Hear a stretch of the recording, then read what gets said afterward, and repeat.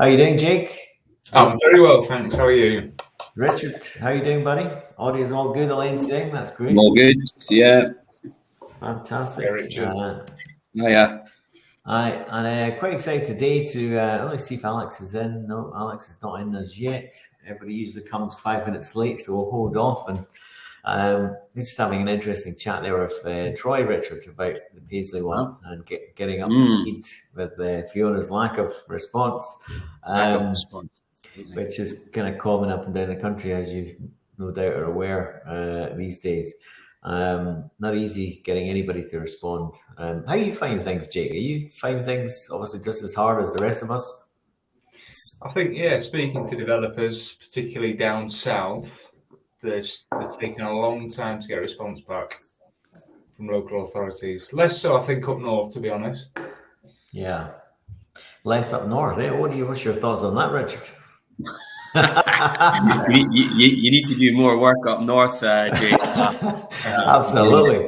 When I say up north, I mean Manchester. I don't mean your north. Right. Yeah. That's it's interesting. So we've got a couple of pieces down in the southeast, and it's local authority to local authority vary massively. And back to your piece, Dan. If you get to know some of these guys, then you can work a little bit quicker with them. But there are some that are just absolutely unbearable, regardless of how much of a relationship you try to build. They will resist, which is really frustrating. And sometimes that relationship, I find, works against you. Where it's Dan, I know him, it's cool. I'll get back to him next week. You know what I mean? It's okay to piss him off or not serve him, kind of thing. But hey, you can't. No point worrying about what you can't control. You got to work with the system and with the wonderful people we have dealing with these applications and the like. And how are you finding things, Alex, with Stonywood? Is that you've just achieved a massive milestone recently? There. Well, I think I'm the Jonah when it comes to planning, so I might just need to walk myself off a plank because every planning application I touch seems to have to go to an extended version or some sort of appeal. But I guess, Stonywood was a big piece. We got the Scottish Government behind us with our kind of live, work, play model for Core City, which is a big piece because it allows us to take that model elsewhere in Scotland. But in general, right across the country, and I've got my own stuff in Epsom. We've got Norwich House in Guildford. We've got up in Aberdeen, and I've got some other bits and pieces. I'm helping support other folks, and it's just terrible. Like planning across the borders in a real dire straits, and all comes down to resources, which is ironic, right? Because Boris is shouting build, build, build. No one can build because we can't get any planning through. So. Yeah, absolutely. Build it, don't apply, please, because we're exactly. Well, why can't we have retrospective planning and control, sign off, and all that kind of stuff? As long as you're by the book, take the chance, get it done. Who knows? That's what they do in Ireland, so it seems to work. Yeah, I think some developers still do that. Yeah, some parts of Scotland that still happens as well. But hey ho. What times again that needs to pass, Richard, to get retrospective kind of almost like approved? What's that, mate? Is it 10 or 20 years that have to pass for planning approval to be deemed as approved based on passage of time? I actually think that there's not even a time on it. I think it changed to the point that if it contravenes, you can be called up for breach of planning laws anytime now. It changed a wee while back, Dan, because it did used to be that if no one noticed that you'd put a residential caravan in the corner of a field, that after a certain period of time you could pop a nice 4-bedroom family home on it. But that hasn't been a thing for a while. But there was a farmer, wasn't there? I can't remember if it was in the UK, whereabouts in the UK it was, but he basically built his house behind a whole load of hay fields and kept it hidden for like 7 years. And then after 7 years, removed all these hay bales, and it was like this 5-6 bedroom mansion thing that he had. Santa Maria. Yeah. And the end of that story is that it's no longer there. So let that be a warning. The hay bales are. Don't do a Kevin Costner, but build and hopefully they don't come. But anyway, welcome all. Thanks for coming. It's really looking forward to this session today because we've got Jake, who is QS for Norwich House for Paisley, and are you for Stonywood Gate as well, Alex? Is he on your team there as well? No, we got a separate QS for this piece, but we've been talking myself with Jake. Did he refuse to go past Paisley in the central Scotland? He's got a bloody nose. He's just got a bloody nose. Yeah. I've heard what they do a sheep up there, so I'm not going. but absolutely. So it's going to be an insightful session because this is all about bringing in your full team day one, not your full team, but your core team day one to get pricing right and get design match with pricing, match with local authority aspirations, and also with client over the top desires to produce something that's got every bell and whistle that you could ever want for Christmas, and trying to find a fine-tuned balance in there what's actually deliverable commercially, going back to dev finance and LTVs, LTCs and all that kind of stuff. So what we're going to do, hopefully Richard is going to share some slides and maybe give us a bit of context on this kind of evolution of the design. And just before that, on a numbers, very high level numbers, Jake, just correct me if I'm wrong, but I know we've been a million variations, but at one point we had kind of 12 million GDV based on 120 units, 120 student studios in Paisley. That was, because we're doing the acquisition of the land. But we also had a cost basis of something like in the region of 11.7 or something ridiculous. Anyway, 11.5, yeah. 11.5 was it? Yeah. Right. Okay. And our plan was, okay, we've got the design. That's awesome. It's the ultimate boutique student hotel. Basically, I want to move in. How do we now get it to commercially viable? How do we drive down the cost down to the max of kind of 9 or 10? Which we failed miserably. We got to 10, but we also then had to push the GDV up. So how can we increase the scaling and the massing that doesn't upset the planners, but in a way that we can build it efficiently as well, so we can achieve a GDV of 15 and also a maximum cost base of kind of 10 million. Now that's with a massive caveat with, as we all know, what's going on right now with material prices, but you've got to start somewhere, kind of thing. So any further thoughts to put to that, Jake, before Richard goes into his kind of overview? Then you come on with your numbers, and then maybe Alex comes in with his feet on the ground, working through multiple different projects at the same time, and he's got a real feet on the ground and feel for what's happening in the marketplace throughout the UK. Yeah, I think people automatically think value engineering is cost cutting, where you're literally just slashing costs from a construction budget. But like you said, Dan, quite rightly, it's a balance between cutting costs and increasing value as well. So it's not just a cost cutting exercise. Yeah, and a lot of that is to do with aspirations from like myself, the client, like architects, planners even, and interested parties, stakeholders. My goodness, we've got some hassle going on in Guildford, Alex, with interested stakeholders. Jesus, that's been fun and games. You have to take everybody along for the journey. But anyway, with that said, let's jump in because we've only got an hour. And if Richard could give us some context about the design evolution, if you've got that ready, and then Jake can jump in. He's got some slides to share of, then the costings thereafter, and hopefully we can bring our Alex in to discuss some insights, golden nuggets from his value engineering exercises up and down the UK. Absolutely, and I think that point that you made there, Jake, is really really relevant to some of the work that we're doing with Alex up in Aberdeen at the moment. Around, it's not all about cutting out the numbers; it's about protecting, what's there in terms of a GDV to hit a happy balance on everything. So I've got my screen, and I'm just going to kind of give you an iteration of where we've been, because some of you guys have seen our very initial planning in principle proposal. So all I've done is I've merged a few PDFs together just to provide a bit of context around the journey that takes us where we are today, and hopefully that'll segue really nicely into what into what Jake has to share and get to the bones of the conversation. Yeah, Richard, just before you, sorry to interrupt, but just before you jump in, if you could see the little cross there to the right hand side, you go full screen, the one next to it. You know, are you already? Yeah, if you hide that little thing, stop sharing at the bottom. I'll get rid of that. Right. Yeah, and then are you definitely sharing full screen? Yeah, said it was. Yeah, presenter mode. Yeah, right. Okay, yeah. Cool. I'll go full screen this side. Cool. All right.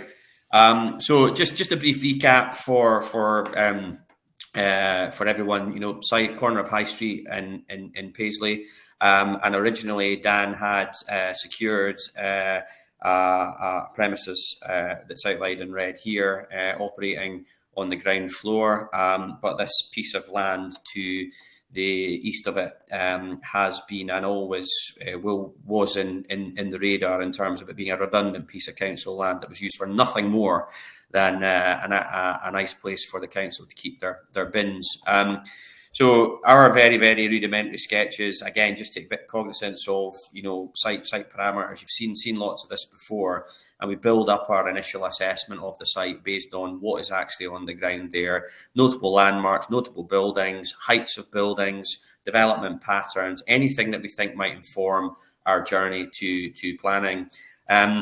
Massing is a huge part of modern planning, and again, many of you will have seen this. The model to the green there was the initial site. We always had a wider development in mind on the adjacent site, and some of those other buildings in blue there were part of a wider Paisley development network that is important to bear in mind, because the whole area is subject to a town-wide regeneration piece, and there have been lots of really successfully delivered projects in the area as well.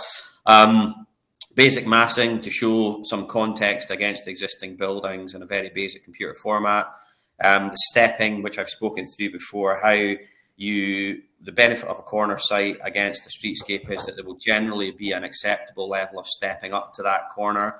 Our job as architects is to be as brave as we can and to push local authorities as far as we can, with a view to getting maximum GDV for our clients within these things. And then obviously making sure that they work, you know, compliance is a huge part. What is it that the market actually ultimately needs? It's all fine and well stacking them high and packing them in, but if there's not a market for it at the back end, then it really devalues everything that we're doing. So off the back of that initial piece, I think most of you know that we have now got an agreement or an option to purchase the adjacent site. So the original site was defined by this line down here. The additional site throws up the additional development potential. So what we did when we secured a position with that, which I think is back in October, I can't believe it's almost 6 months since we had those conversations, Dan, 6 months next week with the council, to agree that actually if we were able to provide a suitable strategy from an environmental health perspective for the collection of the refuge bins that are there, that they would be willing to sell this site to us to help enhance our overall development. So with that, what we do is we redesign, and these are pretty technical drawings, but again, they're done from a sort of due diligence perspective to make sure that actually what we're ultimately proposing and what we need to take through building regulations and tender to build is buildable and compliant with regulations, but also meets the requirements of the client. So the race was then on to maximise the number of units that we could get. This scheme, I think, shows 106, which was loosely inherited from a previous scheme that was there, and you can start to see our development of what the bin requirement might be, some of the other planning requirements around provision of cycle storage, access routes and connectivity between the high street and the university, and obviously in this instance providing communal accommodation for the students. Worth bearing in mind that this entire scheme has been designed for an Eastern market who are big on individual studio style 18-20 square metre living pods that are quite private, but will offer everything that you need to exist in a foreign land. So again, moving up through the building, this iteration is pretty clunky. It was a first pass at giving something to Jake. in terms of what we thought we would need to do. So we suddenly moved from 1 stairwell to 2. We have to introduce light wells. We've got awkwardness to the design because we're just kind of trying to move through what we might need to do. And we've also got our lifts in there as well. Moving up through this one to a top floor. When we agreed that we would acquire the second piece of land, the agreement with the council, although trying, to your point, Dan, to get anything from them subsequently in regard to this has been really difficult, to submit a planning in principle proposal, which again takes our original agreement to develop and updates that with a principle of development in the current and enlarged format. So again, working through this, there's variances between the documents. You can see the site changes, the massing changes, the demand needs to be baked into this. We have to justify why over 100 units or 120 units are more desirable or are actually in demand, because one of the wider concerns of the planning and the local authority, Renfrewshire Council, is to justify a demand for the number of units and the number of students that will actually want to locate themselves here. And again, back through that process of building up the massing, building up the models, you can see a jump in height to the building here, which again is trying to squeeze that GDV and show how there is still a level of context to what we're doing. And one of the key arguments here is to say that, you know, as there are higher buildings on the high street, and the fact that these ones are particularly low should not prejudice a corner development, because actually in the future there is an entitlement to develop these up to a similar level, thereby improving the high street and offering up, you know, more economic benefits to the local authority, which is largely what it's all about. So this scheme goes in at 120 units, and you start to see our inclusion of, you know, cinema rooms, gyms, etc. appear here. The bin storage becomes reduced on the ground floor. Cycle storage is still there, but this Jake hasn't met this proposal yet. I think it's fair to say that's the way to put it. And although we've got this one in at the moment, it became clear that it was subsequently quite an expensive build. Us architects do like to put angles on things and create interesting to look at pockets into a building. However, we constantly need to be reined back by our clients and our cost consultants with regards to just take the fancy bits out and make it work so that we can all get it built sometimes. So, and then working up through the scheme, you can see the issues with roof terraces here. This sell to the council, however, is important. 120 units with all of the facilities baked in there does create more of a community-based facility, and it also enhances the livability for those that are going to live in there to a point where it becomes the go-to or the first student accommodation to get let out every year, which is important from Dan's perspective, because that demand drives the GDV and the exit strategy for the project. So what we've done since is reappraise it. These drawings now are our latest iteration, which are forming the basis of the planning application at the moment. And as you will see, below ground, we're a lot more regular. Above ground, we're much more regular with regards to what we have. Delights Jake to see straight lines. And here we still have our bin storage. We now have our bike storage on the street frontage. We've protected some key elements, a little bit of gym space, a little bit of social space, but really trying to maximise the available space within these apartments for the students, just to give them a little bit more.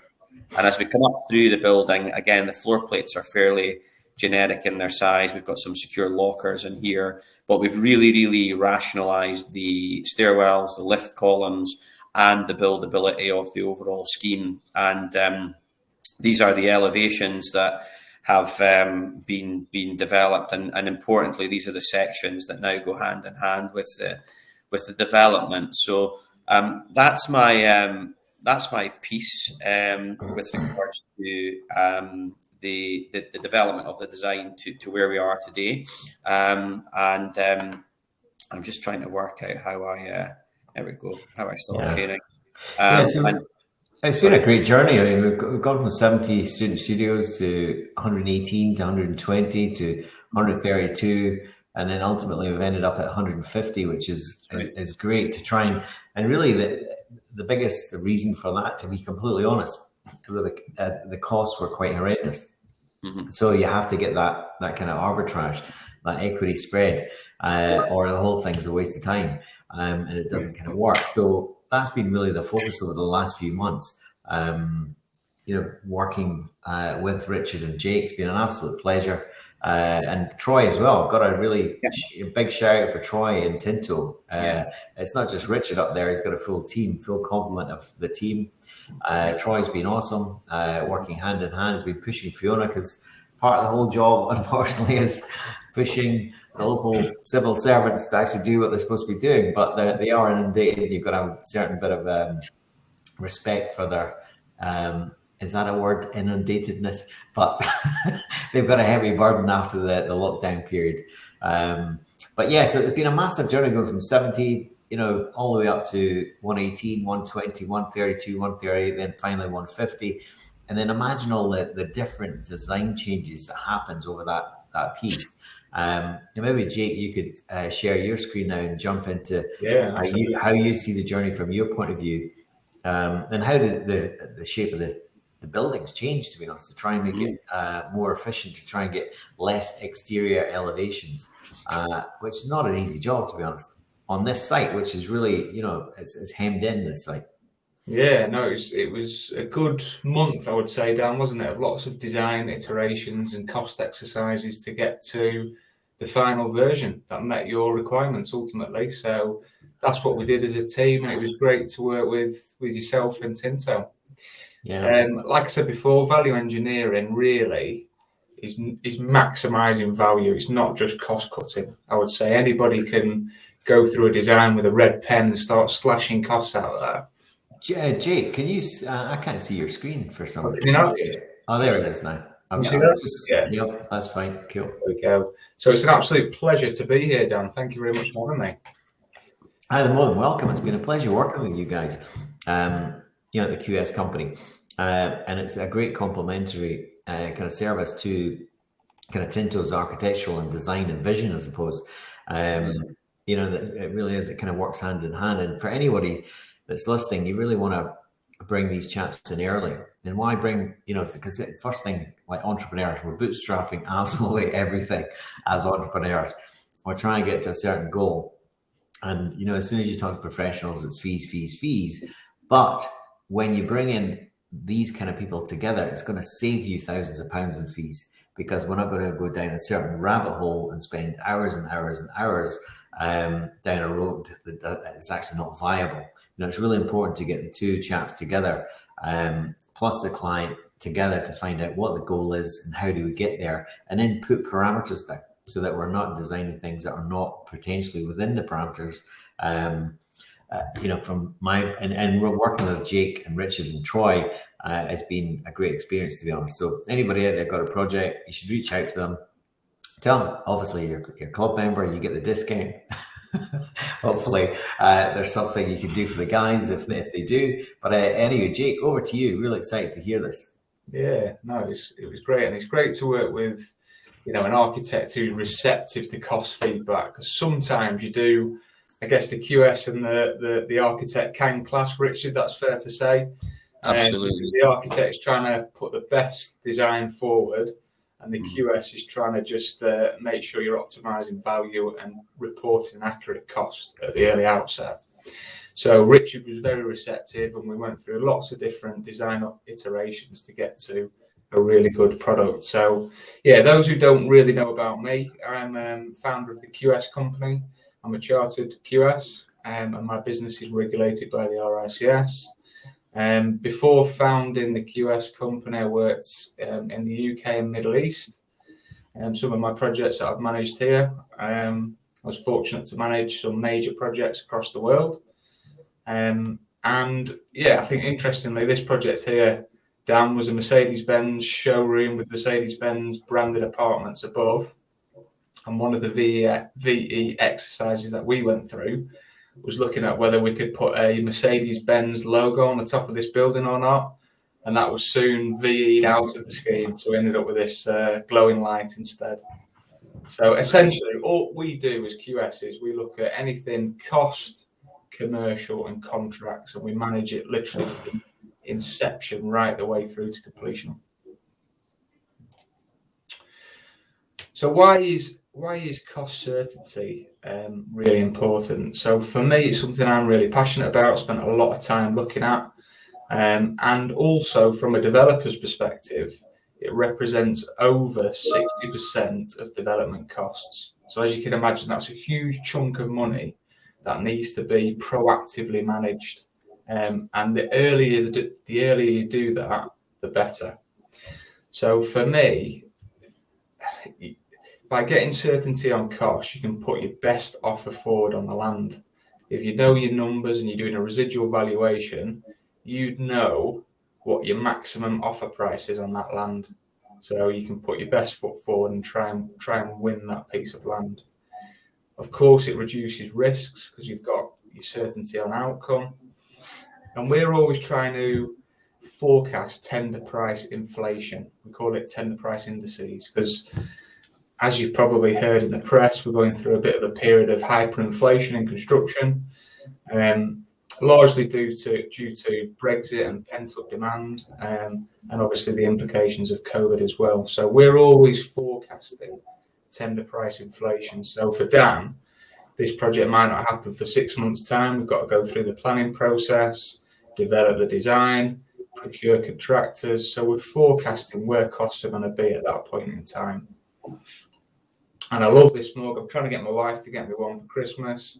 Keep calm and listen to your QS. So don't try and do this at home. If you're working on bigger projects, employ a chartered QS to look after your project commercially, and that will allow you to sleep well at night, put your head on the pillow, and rest easy.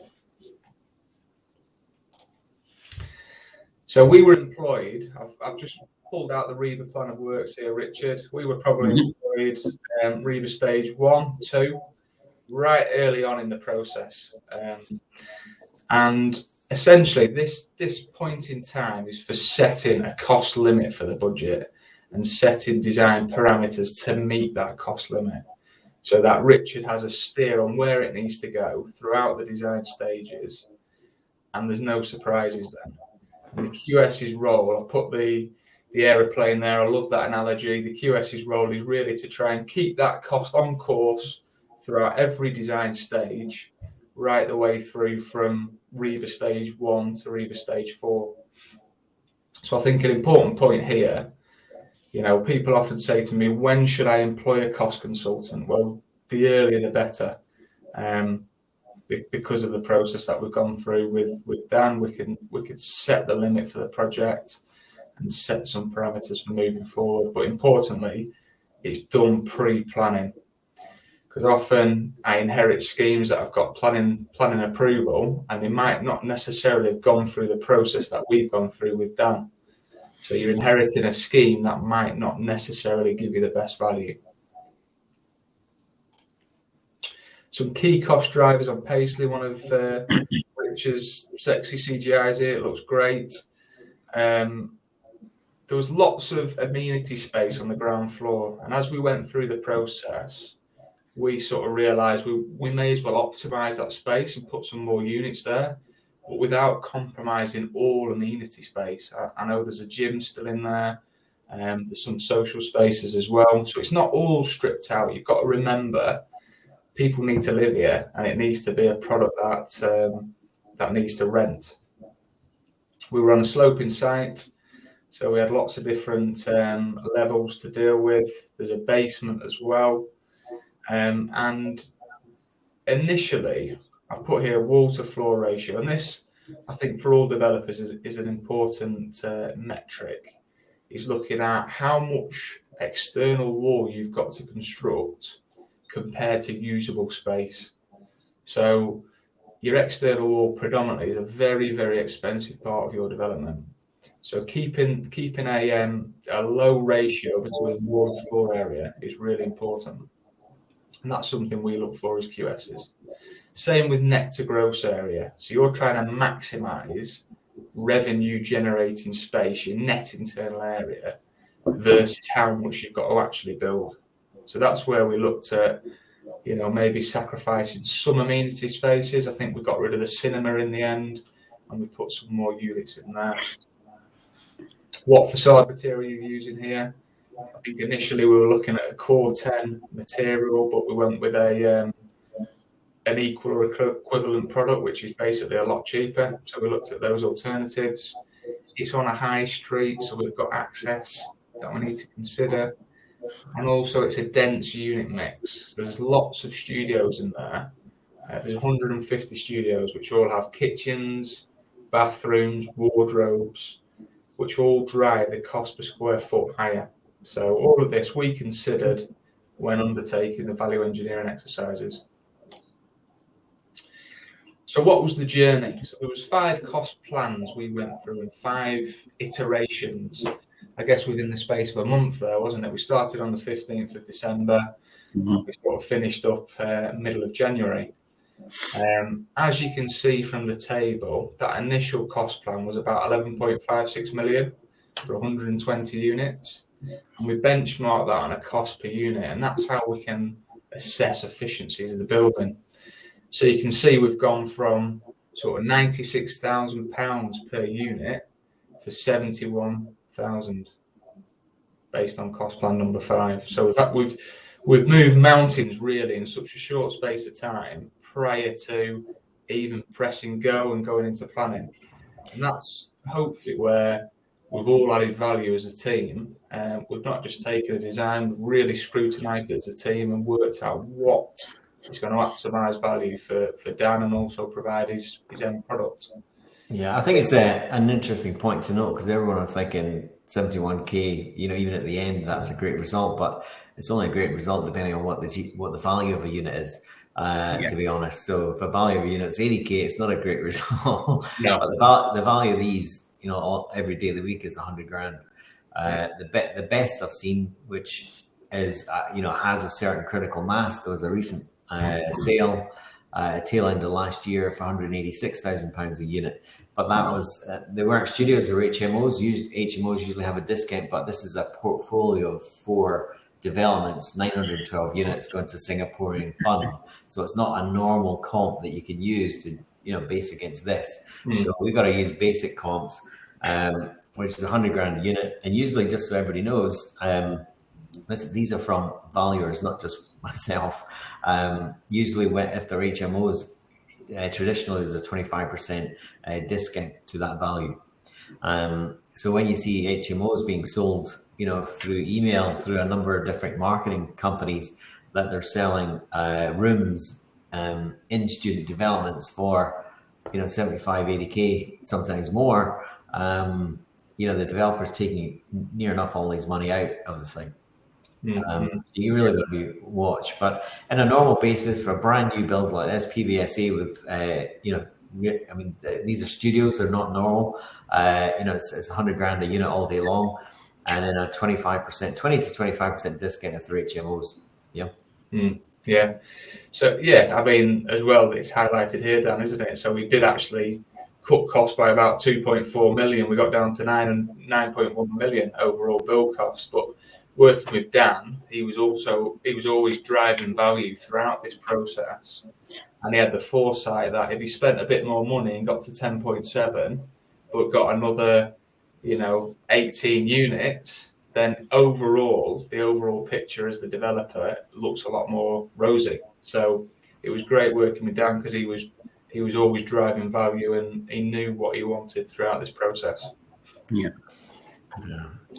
So what we changed to get there. So for me, design always influences cost. So we have to go back to the drawings and we have to start having a look at how we can change the design to influence cost. So I've highlighted here a before and after basement plan, a before and after ground floor, and a before and after typical floor plan. So you can see initially we had a really big basement, and the site's sloping down this way. So we had a lot of excavated material in this area, which all has to be checked for contamination and disposed properly off-site. So we work with Tinto and the guys to reduce the area of excavation. You can see here, we're probably just going to have a retaining wall here. This area, less excavation required.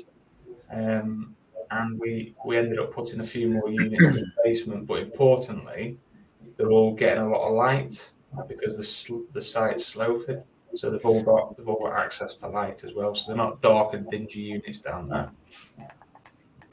there. Ground floor again, we put more units. You can see the shape of the floor plate, particularly on the typical floor as well, is a lot more uniform.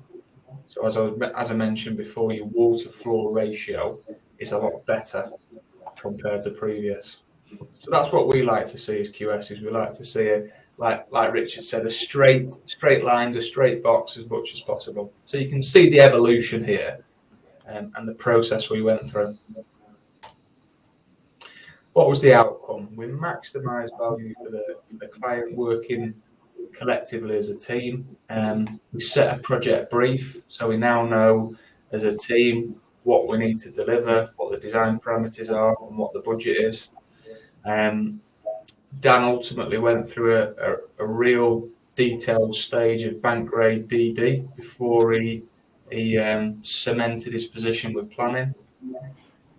And hopefully, Dan, you've had the confidence to press go on this scheme throughout the process. We've got a handle on costs. Yeah, absolutely. We're moving forward. Troy's, back at the same old state. We're pushing the planner to try and get, an official comment back on a couple of items. As soon as that happens, we're full on for detailed planning submission. We just need that comfort first because obviously full detailed planning permission. Well, it's two things actually. It's to finalise the contract for the land, which they've been 3 months appointing a lawyer, which you believe it's been ridiculous. But they're finally there now, hopefully. And obviously, once they're appointed, they've to a certain extent got to swing their dick a little and show who's boss. And she's done that, so now we're going to have to get her on a call, and because all this has been agreed, it's fairly basic stuff. It's replicating because we already had it agreed. It's the same contract again. So there's that to nail, and we need to nail that before we go public. Because if just for everybody listening, a full detailed planning application is a public document. Or the pre-apps is what we've done before, are a private document, private between the clients, the professional team, and the local authority, but it doesn't get distributed on the public realm, the public kind of platform, if you like. So as soon as you go public, you need to have all your ducks in a row and all the contracts signed and, be comfortable where you are, kind of thing. So really two things. And as soon as we get two things, where I just spoke to Troy about that, and he's not a million miles away from having that ready, which is great. Yeah. We're probably, give or take, a comment from Fiona. We're probably about a week out from, the drawings are actually further advanced, but just repolishing that design statement and getting something suitable for full planning. So, it's good. There's the two other things as well. Sorry, is obviously the transport and the topo to be done, and the transport price came in a little bit aggressive. Inflation's really kicked into reams of paper for the transport guy, but I spoke to Troy and asked him, the one that's been approved just to the other side, about 150 yards away, student HMOs, if he could try and find from the platform who did the transport statement for that, and hopefully we can use him, because it's verbatim just about the same thing. Obviously a little bit different, it's a more tighter site than what they've got, but principally it's the same kind of stuff, and as soon as we tick those boxes, we're kind of good to go, which is really exciting on this, doing this creating this kind of impact in the local area. Because, if anybody's down south who don't know Paisley, it's, there's been two massive super shopping centres, leisure retail opened either side, and have crippled this town over, the last 15 years. I mean, they really have. The super centres have cinemas, restaurants, leisure, retail, everything. Unlimited car parking spaces, marks, and everything you would ever want. And then Paisley's been left in the middle, and it's a real tragic situation, but there is a huge regeneration project going on right now. That somebody's bought the shopping centre in the middle of Paisley that I think it was about 15% occupied, which that you got to have a lot of respect for somebody doing that. They did get it for a song, so £1 million for a shopping centre is not a bad day at the shops. But you're a long time getting your return on that money. That's a 10-year project kind of thing. So, but yeah, it's great to be here. It's great to work with you guys on this project. And it's great to create some impact legacy. It's going to be here for generations to come, for our students to enjoy going to UWS. So it's yeah. And what about yourself, Alex? In terms of, oh, sorry, Jake, carry on. Sorry, it's all right. No problem. You're in mid-flow there. No, I was just saying the key takeaways really I'd like to get across is try and undertake this feasibility piece pre-planning, because as soon as the local authorities cast their eyes over a scheme and you get the stamp signed, sealed and approval, they've got that in mind, so it's quite hard to go back and change the mind, and also you've got the time element of doing that as well.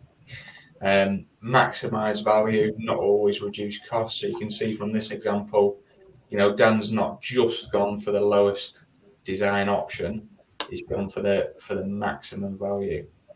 And Dan provided a clear brief to us as a professional team, and set targets as a team to work through during this feasibility stage. So it's important for developers, I think, to do that, because then we all know what we're working towards and trying to achieve. Be open-minded on design. So I've worked with I've worked with a few architects. One I can remember in particular, I won't name names, in London, 42 high-end apartments in Mayfair, and getting any value engineering or changing any design there was like pulling teeth. So I think Rich has done a great job at being open-minded and receptive to our feedback at the QS company, and working together as well as a team and being proactive at managing costs early on. So if you want to find out a little bit about us, I've got a link to our website there. Essentially, we do everything cost, commercial, procurement and tendering, and then construction phase commercial management as well. And yeah, I'd say a fee for the feasibility stage can vary depending on size and complexity of project, but we try and keep that low ticket, sort of £750. Yeah. So what about smaller projects, Jake? For example, somebody's got a shops and uppers, they're going to convert the uppers into an HMO for 6 or 7, or say 6 units upstairs as an HMO, little 1,500 square foot on the downstairs, and they really want to get a handle on what's involved in a kind of costing given the inflation right now. What do you? I know it's finger in the air time, but number one, do you do those kind of smaller projects? I take it, yeah. Yeah, we do. Yeah, we try and keep that initial piece sort of between £350 and £500 if it's a smaller project. But hopefully, through the process and the value engineering exercise we go through, you've got a good return on your investment there. I mean, we certainly got a great say return. That. Sorry, go on, Dan. No, carry on, buddy. No, I've just said, it's like anything, right? Don't see £300 or £500 as a stumbling block. See it as an addition. It's an investment. Yeah. Just like you pay for Richard to do a quick set of drawings, that could quite quickly tell you a project whether it's viable or not. And you rather spend £500 doing that and having to walk away than not, and getting kind of deep into that. And especially where, as Dan said earlier, build costs are in a real tough spot right now, and main contractors in a tough spot. I know Jake works with main contractors as part of his tender process elsewhere, so he's sat down with these guys day in, day out, and he's seeing real numbers come in. So rather than us developers or yourself trying to imagine a build cost, Jake's got that at the front end, and that's real valuable.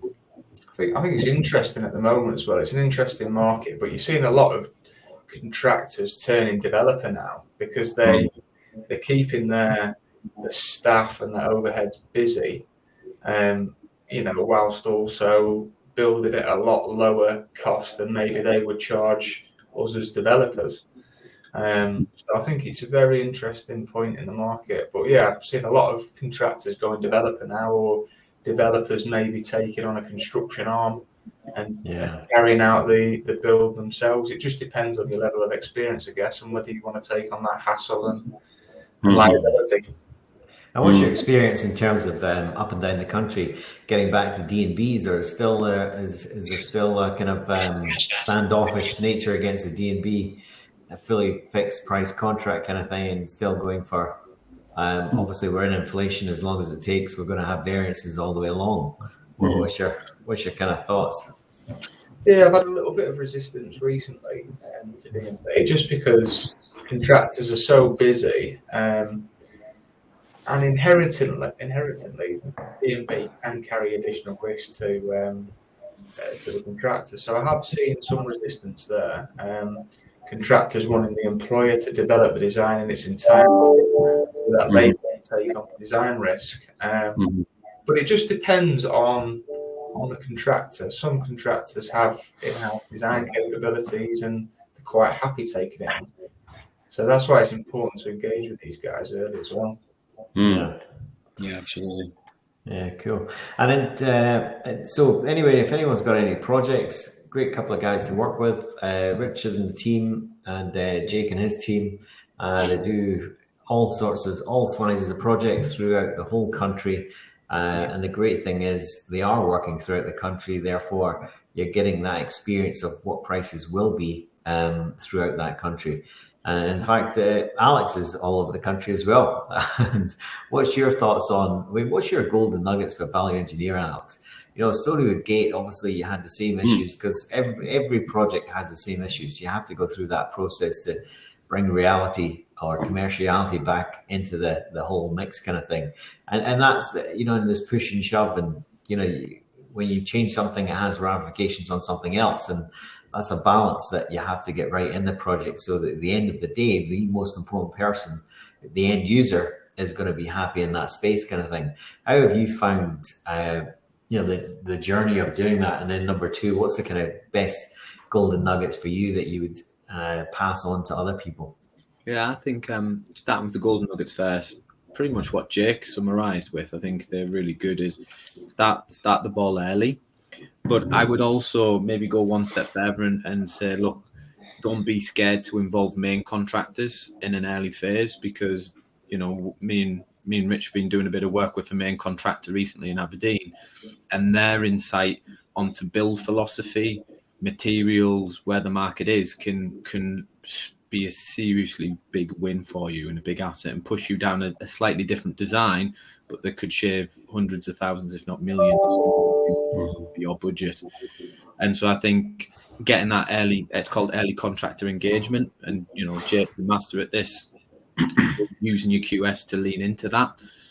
Don't be afraid to do that quite early on in the process, and also gets engagement and buy into your projects, because you find a lot, as Jake mentioned, a lot of main contractors are now so busy.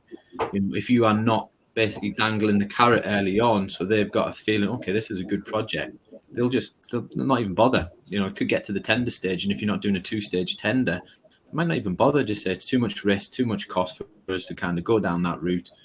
We'll stick with the things that we know and the customers we've been with before. So that's what we see in Aberdeen, and similarly with Norwich House. Getting that early piece in first and work alongside the architect to kind of get those drawings in harmony is real key. And yeah, don't be afraid to lean into your team like Dan has. Dan's done it the perfect way here of doing it before planning and really trying to break down. There's always going to be things that come out of detailed design that are going to change the design, but at least you've got a basis and you can work on that basis and always bring people back on the journey. Yeah, thanks for that, Jake. So if you could see the stop sharing, fantastic, you've moved it, great. Just so I can take a screenshot and I'll put that into the members portal. But any questions? Because we've got professionals here, and if there's any questions from anyone, type it in, or if you want to ask live, that's even better, because the question sometimes leads to another question after you get the answer, perhaps, that you don't want. As the guys are thinking of their questions, Dan, just a sort of thought that I've been musing over and starting to experience is, and to Jake's point around, contractors becoming developers and developers taking contractors under their own arm. There's the tertiary part of, everything that we've spoken about today about taking your professionals on board as early as possible, and, an open approach to, development. I always say that Tinto are not as good as their last fancy pants design, but actually as good as our last fully delivered and happy client, which means getting things built, to be perfectly fair. And I think I will be generational here, but I think there is a kind of generation of perhaps professionals who are leaning into the desire to get things built, as opposed to that kind of conventional, egotistical approach to design and development. And part of that is perhaps a shift in culture. Part of it is driven by the market, but that design-led delivery of construction or professional team-led delivery of construction isn't really a thing. But with the right developer and the right mindset, I think that it can actually play a huge part. And if anything, we can potentially keep some of our contractor friends at arm's length and drive real value from them. But if we're late to the party, or guys like Jake are late to the party, the engineers are late to the party, the ability to drive value from a contractor is seriously diminished. So it's a bit of a thing. And my final point on that is just around that modelling as well, and the tools that we use now to build, design and development proposals are also very good at creating scenario planning as well. So that shift in the future, that already in progress shift is something that should give you guys as developers a lot of confidence. Is it? Oh, Sean Brett's got a question for Jake. Can you see that, Jake? Or do you want me to read it out? Sorry, no, I can't see that. All right, sorry, I didn't realise that. Is it too late to bring a QS in when you already have planning? He's thinking of loft conversion, adding 2 ensuite bedrooms to an HMO in this case. No, I was going to. It's never too late to bring Jake in, is it, buddy? That's what you should be saying. No, absolutely not. So we go right the way through to hand over, basically, from a contractor delivering the project. So, we can get involved as early or as late as possible, but the earlier the better.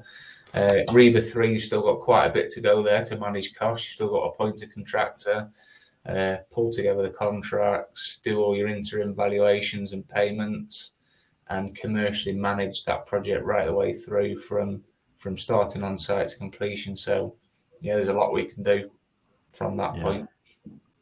Yeah, obviously earlier the better is always the key thing, because you might go down a design rabbit hole that you love, looks great, and you might have to come back out and reverse that whole process, a part of that process. Sean's asking, what would that cost roughly? I think the best thing, Sean, is to email Jake, and maybe in that email share the plans, and he can come back to you with a cost, an initial cost, because every project's different, as you can imagine, buddy. Getting okay, we'll do. Cool. So Sean's going to do that. I'll put this up in the members area. And what about from yourself, Alex? Then obviously you were sharing some golden nuggets.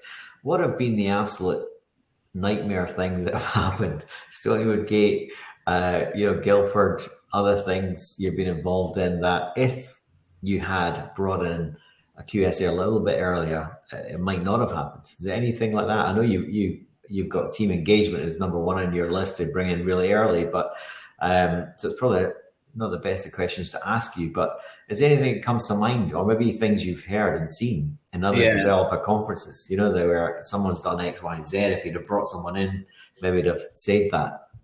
I think there's a couple of pieces. There's always lessons learned, right?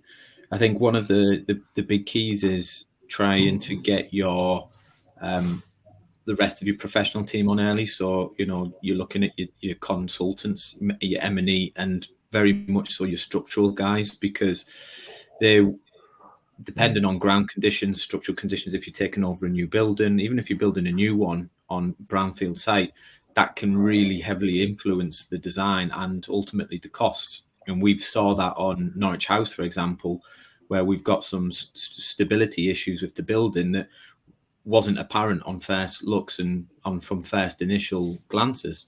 So how do you design that around? Okay, you need to put some more structure in. That costs cash.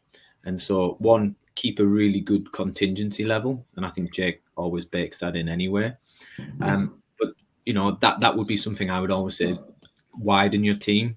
Make sure you bring in the structural guys, M&E, just to cite anything that could cost. You know, if you're going to have to bring a sprinkler system in, that's going to add on weight. You know, are you going to put on a light steel gauge roof or a timber frame roof? What issues does that bring? They're the tension points that you can get quite easily, and you can do it from a Reba 1 all the way through to Reba 3 and 4. And the other piece, I think, like a personal lesson I learned was on Stonywood Gate, we brought in a national QS firm to support on the PM and the QS level, which you would think brings some strong benefits. But what we actually ended up finding is that although the PM was very good and engaged, the QS wasn't as engaged as maybe say Jake was, and you know the level of detail wasn't there, and that was a little bit around the brief that we'd set, but also the quality of that QS firm. So like any discipline or any consultant, really engage with them, see what they've done before, get like their cost plans, get their previous mentality there to make sure they're the right ones for you, because maybe having a Jake at the project at the start would help save issues later on. That said, you're always going to get stung with things, and we had a project that was tenderable, but because of the 20% rise in building materials and labour, you know, that then has to go through another VE exercise to try and, you know, to get that back into shape. So, you know, these are the things that project will always throw at you. You're never going to get past them, but using your team members and leaning into them, I think, is a really important thing. Yeah, and that almost a massive thing is how do you get your team to, you know, at the start, and always ask for recommendations. Obviously, you know, speak to our team, Richard, Jake, and David Kemp and Simon Etchells on the legal side of things. If anyone needs any other teams, you know, we're all just a WhatsApp away. If you need anybody, and the best person, you know, if you don't have somebody in your local area, you know, Jake will know someone, Richard will know someone. If it's M&E, you know, whatever it is, structural, they always have, you know, the one point removed from a load of them. So don't be shy to reach out. And if you need any help in that respect, just put it in the WhatsApp group, and we'll put these details in the members portal and also in the WhatsApp group as well. WhatsApp is a bit of a pain in the neck because once it's in there, then it's history, you know, and trying to find anything is not an easy thing. So we'll put this in, you know, in the members portal, so it'll be easy to find it. And but any issues, again, in the future, you need anybody, just WhatsApp it, and you know, Alex and myself will get back to you pretty quick. Yeah, cool. Any closing comments then, Richard, Jake, Alex?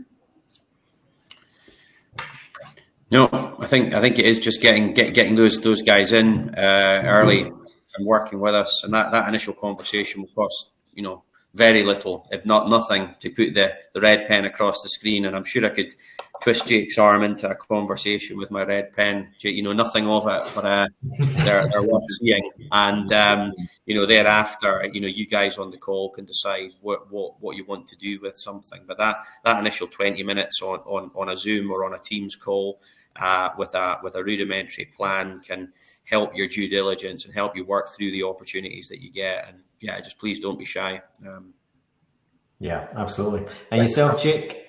Second what Richard said, just don't be shy, reach out. We're here to help. That's what we do day in, day out. So I love helping clients like Dan. It's been a good, enjoyable process, and this is what makes it enjoyable, doing what we do. Yeah, yourself, Alex, any last closing comments? We're actually on time. Only 1 minute past. Not bad. Guys, what they did today was great. So no further ones. Yeah, I think for me, from the client side, know exactly what you want and don't take no for an answer. There's always a myriad of ways of getting there.